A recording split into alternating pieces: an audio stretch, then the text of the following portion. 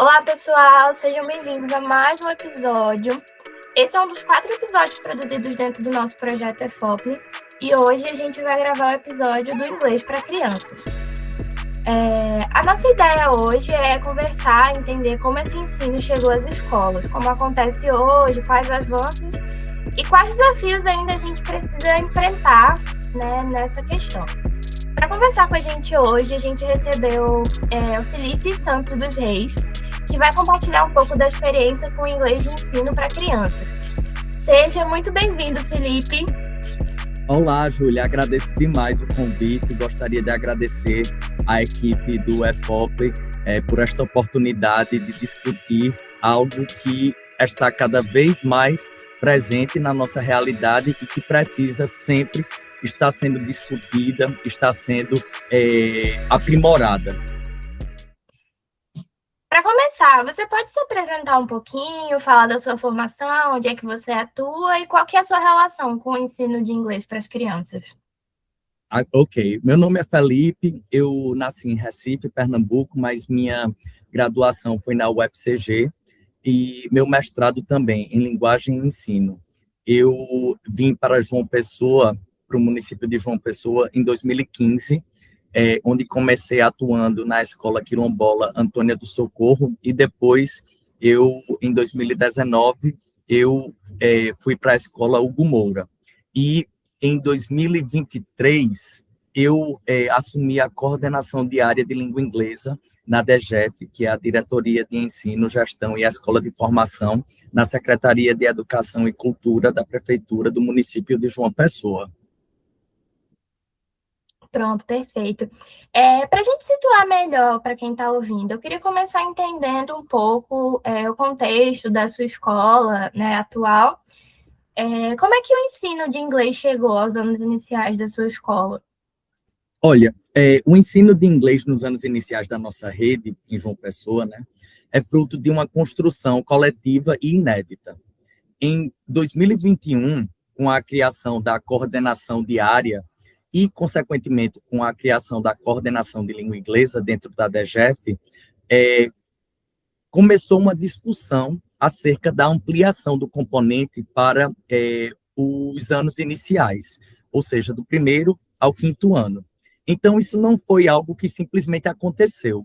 Foi uma decisão política e pedagógica muito consciente da rede. A proposta foi sendo amadurecida em diálogo com professores e professoras e com base também na BNCC e com as realidades das nossas comunidades de aprendizagem. Em 2003 e 2023, desculpe-me, e 2024, nós avançamos para a elaboração de uma proposta curricular específica, com diretrizes lúdicas, interculturais e inclusivas. Então, foi um movimento pioneiro que partiu da necessidade de oferecer, desde cedo, uma formação sociolinguística significativa para nossas crianças. A ideia central desse movimento era garantir o desenvolvimento integral das crianças desde cedo, entendendo o inglês como uma língua adicional e não apenas como um conteúdo isolado, mas como uma forma realmente de ampliar experiências culturais, sociais e cognitivas. Então, a chegada do inglês aos anos iniciais está vinculada a esse movimento maior da rede, de pensar o currículo alinhado às diretrizes nacionais, mas com nossa identidade local preservada e garantida no processo de ensino e de aprendizagem. Certo, muito legal, muito interessante, inclusive, né? Agora, pensando no dia a dia da sala de aula, eu queria entender um pouco como é que isso funciona na prática hoje. Como é que acontecem as aulas? Você tem material próprio, didático, é da rede? Ou você precisa adaptar muita coisa, tem que trazer muita coisa de fora ou cobre bem o material da rede? Olha, hoje em dia a nossa realidade é um pouco diferente de quando começamos. As aulas nos anos iniciais são planejadas com base na nossa matriz curricular, que foi construída junto com o nosso corpo docente, junto com os professores e as professoras da rede. Então, hoje a gente tem um cenário bem mais estruturado. a rede adotou um material didático específico, a coleção Learning Together, da editora SM, que dialoga com a proposta pedagógica que a gente defende. Então, a gente tem, sim, um material didático padronizado para toda a rede, que é essa coleção Learning Together, da editora SM Educação, e que foi adotada democraticamente por votação entre docentes. Esse livro é consumível, ou seja, as crianças recebem o livro e elas ficam com o livro, e é pensado para o público infantil, com atividades lúdicas, como pinturas, jogos, músicas, adesivos, cartões. Então, a gente sabe, mas assim, embora esse material seja um material bastante rico e bastante, que auxilia bastante nas aulas dos professores e das professoras dos anos iniciais de nossa rede, a gente sabe que nenhum material resolve tudo. Então, mesmo com o livro, o trabalho do professor e da professora não é engessado. Muito pelo contrário, né? Há a valorização muito grande da ludicidade, das interações, de atividades com jogos, músicas, dramatizações. A gente entende que a criança aprende também pela experiência. E isso nos levou também a propor atividades baseadas em projetos. Por isso, nós orientamos nossos professores e nossas professoras a fazerem adaptações com base na realidade de cada comunidade de aprendizagem. Então, adaptações contextuais, respeitando o ritmo e a realidade de cada criança. Os professores e as professoras acompanham o desenvolvimento das crianças a partir de fichas avaliativas e participam de uma formação continuada específica. Então, eu diria que existe, sim, material, existe orientação, mas também existe autonomia e adaptação constante por parte de nossos profissionais e de nossas profissionais. Então, o professor cria, recria, ajusta sempre as suas aulas à realidade de suas turmas. Certo. Você até comentou uma questão do acompanhamento, né? Justamente a próxima pergunta é sobre isso. Quando a gente fala nesse acompanhamento, muitas vezes a aprendizagem parece diferente, né? Principalmente nos anos iniciais. Não é só prova, não é só escrita, mas também tem que ter muita participação, muita escuta, muita fala também. Como é que você percebe a aprendizagem das crianças no inglês? Olhe, eu atualmente eu não sou professor dos anos iniciais. Eu já dei aula para crianças, sim, mas eu sou professor de 6º ano. Então, eu percebo que as crianças têm chegado cada vez mais com níveis que eu diria que não são iniciais, não são primários básicos apenas. Então, a aprendizagem, eu acredito em que tenha sido bastante promissora. Como é um trabalho novo na rede, lógico que a gente ainda está sempre consolidando os processos, mas a gente já percebe avanços significativos na oralidade, na compreensão auditiva e na interação em grupo de modo geral. As crianças também respondem muito bem à ludicidade. Então, nós desenvolvemos fichas avaliativas no Educacim, que é o sistema de acompanhamento da rede, com habilidades como, por exemplo, expressa-se oralmente com vocabulário estudado, ou interage em situações de comunicação em grupo. E do 3º ao 5º ano, a gente já incluiu também produção de pequenos textos escritos em inglês. Então, a gente vê que há uma crescente familiaridade com a língua inglesa e que as crianças chegam no 6º ano sem medo de errar. Isso tem sido fundamental para esse desenvolvimento posterior nos anos finais. Então, tem um aspecto muito importante nessa formação dos anos iniciais. Elas vão também se reconhecendo como sujeitos que são capazes de usar uma outra língua, uma língua adicional. E eu acredito em que isso mexa muito com a autoestima, com o pertencimento e com a forma como essas crianças que chegam nos anos finais como adolescentes, né? A gente percebe que há uma mudança na forma como elas enxergam, como elas veem o mundo também. E você acha que eles costumam se interessar pela língua? Eu acredito em que, atualmente, existe cada vez mais um interesse. E também há um programa novo na rede municipal, o João Pessoa no Mundo, que tem causado bastante, que tem promovido um interesse bastante crescente. A gente percebe cada vez mais as crianças comentando que gostariam de participar.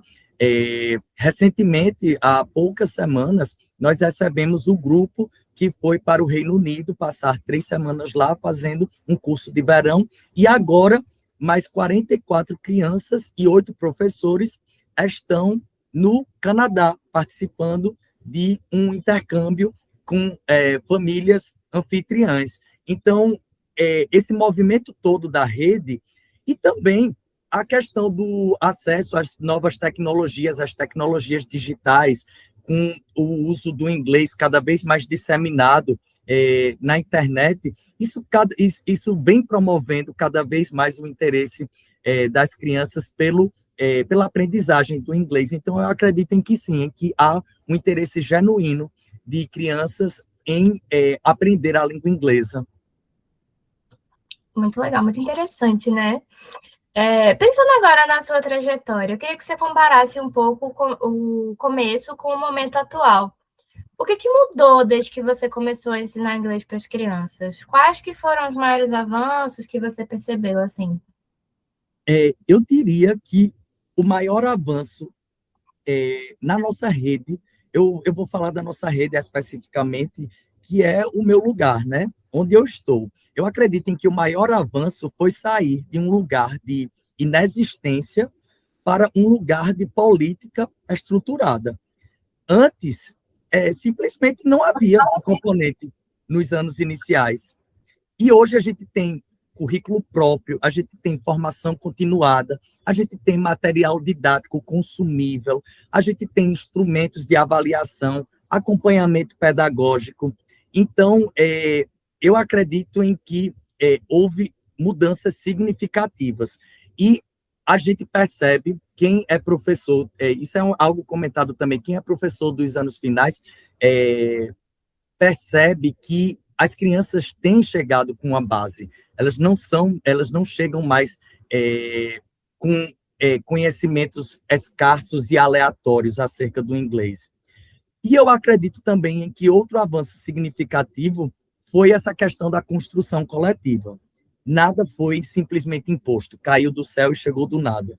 Os professores e as professoras participaram da elaboração curricular, das discussões, das escolhas. Nas nossas formações, sempre há discussões acerca de alternativas que podem ser adotadas com crianças com certas características, com crianças com certas condições. Então, há sempre uma troca, há sempre um diálogo. E eu acho que isso fortalece muito o trabalho docente com as crianças. Um ponto importante para esse debate também é a formação dos professores, né? Porque não basta o inglês estar só na escola. Também a gente precisa pensar se o professor tem apoio, formação e condições para trabalhar com crianças menores e pequenas, né? Como as políticas de formação docente têm ou não contribuído para fortalecer o ensino de inglês nos anos iniciais? Eu acredito que qualquer política de formação docente vem a contribuir sobremaneira com as práticas de sala de aula. Então, essas políticas de formação têm contribuído de forma decisiva, em minha singela opinião, porque não basta simplesmente inserir o componente, é preciso preparar quem está em sala de aula. Na minha formação, eu me graduei na UFCG, fiz meu mestrado lá e fiz meu doutorado aqui, na UFPB, em 2015, quando eu vim para a rede também. Assim, anos iniciais foi algo que, assim, eu não lembro de ter pagado qualquer disciplina que lidasse com a aprendizagem de línguas adicionais por parte de crianças. A gente tem disciplinas relativas à psicologia da adolescência, a gente tem certas disciplinas voltadas para essas questões de mudanças, essa fase de mudança das adolescências, mas com crianças especificamente eu não lembro. Então, essas políticas de formação docente são essenciais. E como é algo novo na nossa rede, houve todo um cuidado com seleção e formação específica de tais profissionais. Então, as formações têm trabalhado tanto aspectos teóricos quanto práticos, sobretudo, eu diria, sempre articulando com a realidade das turmas, com foco sempre na ludicidade, na interação oral e no uso da língua por parte das crianças. Essa questão da ludicidade é algo que a gente costuma frisar bastante, porque a brincadeira faz parte da realidade da criança. Então, a gente não pode achar que está fazendo uma brincadeira, não está dando aula. As crianças aprendem por meio de brincadeiras, é a forma como elas enxergam o mundo. Então, a gente reforça muito essa tecla. E, além disso, há acompanhamento também em trocas contínuas, né? No nosso grupo de mensagens, há sempre o compartilhamento de práticas e atividades bem-sucedidas, assim como questionamentos e alternativas variadas. Então, há sempre diálogo entre nós, né, que estamos lidando com essa realidade nova na nossa rede. Certo. E agora, para a gente encaminhar mais para o final da conversa, queria pensar junto com você nos caminhos possíveis sobre isso. O que precisaria acontecer de verdade para o ensino de inglês nos anos iniciais melhorar? Quais que você acha que seriam os próximos passos? Mais formação, mais material, mais aula? O que você acha? Eu acho que a gente já avançou bastante, mas ainda há caminhos importantes a serem, a serem percorridos. Primeiramente, consolidar o que já foi construído, né? Garantir continuidade dessas formações, fortalecer o acompanhamento pedagógico, ampliar sempre o diálogo com professores e com professoras, garantir sempre esses materiais didáticos, porque chamam a atenção da criança. As crianças, quando recebem os livros, a gente recebe os retratos, os vídeos de professores e de professoras, elas ficam encantadas com os adesivos, com os jogos. Então, eu acho que a gente precisa estar sempre consolidando isso que a gente já tem garantido. E também, essa questão das aulas, eu acredito que a gente só tem uma aula, né, por semana, e, claro, quanto mais tempo de prática, quanto mais tempo de contato, maiores serão os resultados, serão as ações por parte das crianças no uso do inglês como uma língua adicional. Então, mas isso é uma questão que mobiliza muitas outras questões. Então, é algo que a gente vai precisar conversar muito ainda até que seja possível. De qualquer forma, eu acho que esse passo inicial de uma aulinha já garante o contato, a familiaridade, a possibilidade de as crianças utilizarem o inglês nas suas vivências em sala de aula. E eu acho que também é essencial continuar garantindo recursos não apenas humanos, mas também tecnológicos nas nossas escolas. Atualmente, nós contamos com 89 unidades de ensino que atendem aos anos iniciais. Aí, no total, nós dispomos de 90 salas Google e 48 salas Maker. E as aulas de língua inglesa nos anos iniciais alcançam cerca de 30.897 crianças neste ano de 2026. até o dia em que eu peguei esses dados, pelo menos. Aí, o que reforça, né, que esse componente veio para ficar. Então, o nosso objetivo é que ele seja cada vez mais significativo, lúdico, transformador e que avance sempre, não apenas em termos materiais, em termos tecnológicos, mas também humanos, de a gente estar sempre garantindo que professores e professoras consigam trabalhar em suas realidades de forma saudável.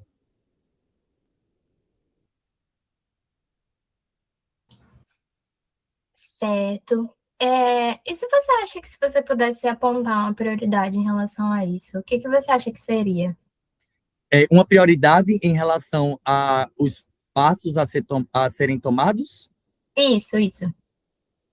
Deixe-me ver. Eu acredito em que uma prioridade seria essa questão da continuação de formação para profissionais, de diálogo entre o corpo docente que lida com as crianças e a garantia, a disponibilidade, a manutenção desses aparatos tecnológicos, desses recursos tecnológicos que já permeiam grande parte da nossa rede. Então, eu acho que a ampliação dessas ferramentas podem cada vez mais auxiliar no trabalho de professores e professoras com o público infantil. E eu acredito também em que um acervo, um repertório literário também seria algo muito rico.